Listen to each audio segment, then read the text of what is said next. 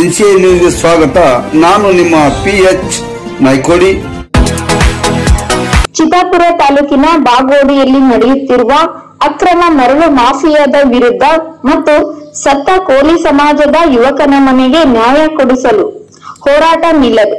ಮರಳು ಮಾಫಿಯಾದ ಗೂಂಡಾಗಳು ಪೊಲೀಸ್ ಅಧಿಕಾರಿಗಳ ಜೊತೆಗೂಡಿ ಕೋಲಿ ಸಮಾಜದ ಒಂದು ಜೀವಕ್ಕೆ 10 ಲಕ್ಷ ಬೆಲೆ ಕಟ್ಟಿ ದಬ್ಬಾಳಿಕೆಯಿಂದ ಸತ್ತ ವ್ಯಕ್ತಿಯ ಕುಟುಂಬದ ಮೇಲೆ ಭಯ ಹಾಕಿಸಿ ಒತ್ತಡ ಹೇರಿ ಕೇಸ್ ಮುಚ್ಚಿ ಹಾಕಲು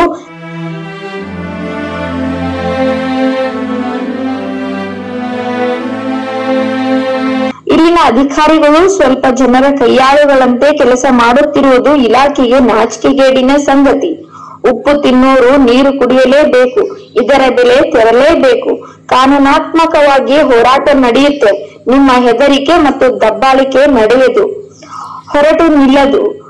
ಹೋರಾಟ ನಿಲ್ಲದು. ಎಲ್ಲಾ ಸಮಾಜದ ಹಿತಚಿಂತಕರು ಮತ್ತು ಚಿತ್ತಾಪುರ ತಾಲೂಕಿನ ರೈತರು, ಹೋರಾಟಗಾರರು ಮತ್ತು ಬಾಗೋಡಿ ಗ್ರಾಮದ ಮತ್ತು ಸುತ್ತಮುತ್ತಲಿನ ಗ್ರಾಮದ ಜನತೆ, ರೋಡಿನ ಮೇಲೆ ಹೋಗಿ ಬರಲು ತೊಂದರೆ ಎದುರಿಸುತ್ತಿರುವ ಜನತೆ ಎಚ್ಚೆತ್ತುಕೊಳ್ಳಿ.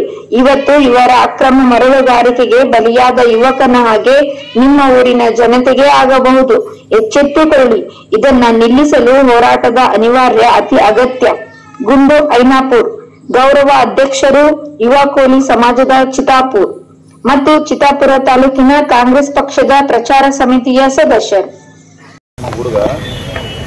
ಅಕ್ರಮ ಗಣಿಗಾರಿಕೆಯನ್ನ ಅಲ್ಲಿ ಮರಳುಗಾರಿಕೆ ನಡೀತಾ ಇದ್ರೆ ಅದ್ರ ತೆಗೆದು ಅಂತಂದ್ರೆ 2 ಕಂಬದ ಆಳದ ತೆಗೆದು ಕೆದರಿಕೇಸಿ ಒಂದು ಕೆರೆ ಕೆದರ್ತೀವಲ್ಲ ಆ ತರ ಅವ್ರದ ಟೀಮಿನ ನಿರ್ಲಕ್ಷ್ಯತನದಿಂದ ಇವತ್ತಿನ ನಮ್ಮ ಸಮಾಜದ ಒಂದು ಹುಡುಗ ಸಾವನ್ನಪ್ಪಿದ್ದಾನೆ.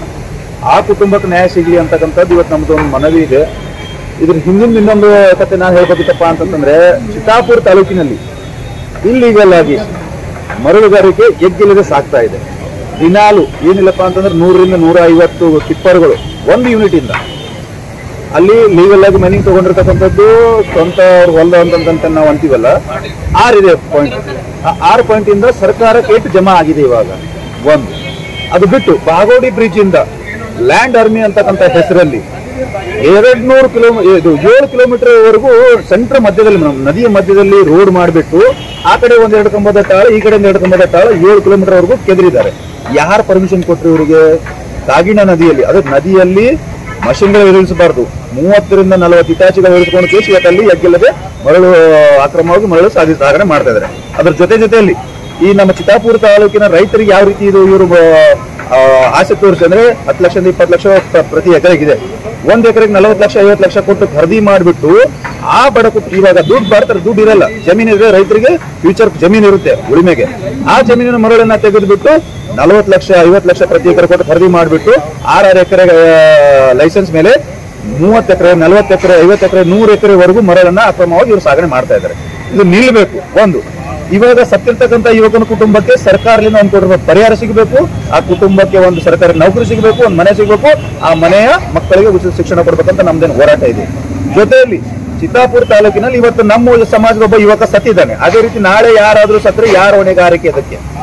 ಅಲ್ಲಿ ಒಂದು ಗುಂಡಾಗಳ ಅಕ್ರಮ ಮರಳು ಗಣಿಗಾರಿಕೆ ಮಾಡ್ತಕ್ಕಂಥ ಗುಂಡಾಗಳ ಟೀಮ್ ಇದೆ. ನಿನ್ನೆ ನಾವು ಹೋರಾಟ ಮಾಡಬೇಕಾದ್ರೆ ಸಮಾಜದಿಂದ ಹತ್ತಿಕಲು ಎಲ್ಲ ಲಿಂಗ್ ಪೂಜಾರಿ ಅಂತಕ್ಕಂಥ ಮರಳು ಮಾಫಿಯಾದ ಗುಂಡ, ಅಲ್ಲಿ ಅವ್ರ ಜೊತೆಯಲ್ಲಿ ಬ್ರೋಕರ್ಗಳು ಆ ಕೆಳ ಕುಟುಂಬಕ್ಕೆ ಅಂಜಿಸ್ಕೇಸಿ ಅವ್ರ ತಾಯಿಗೆ ಮತ್ತೆ ಅವ್ರ ತಮ್ಮಂದರಿಗೆಲ್ಲ ಅಂಜಿಸ್ಕೇಸಿ ನಾಳೆ ನೀವು ಊರ ಬದುಕಕ್ಕಾಗಲ್ಲ, ತಿರುಗಾಡಕ್ಕಾಗಲ್ಲ, ಮಣ್ಣು ಮಾಡಕ್ಕಾಗಲ್ಲ ಅಂತ ಭಯ ಹಾಕಿ 10 ಲಕ್ಷ ಕೊಡ್ತೀನಂತ ರಶೀದ್ ರಂಜೋಳ್ ಅಂತಕ್ಕಂಥ ಒಂದು ದಕ್ಕದಲ್ಲಿ ಜೀವ ಹೋಗಿದೆ. ಆ ಎಲ್ಲ ಲಿಂಗ್ ಪೂಜಾರಿ ಯಾರು 10 ಲಕ್ಷ ಕೊಡೋನು ಆ ಕುಟುಂಬಕ್ಕೆ?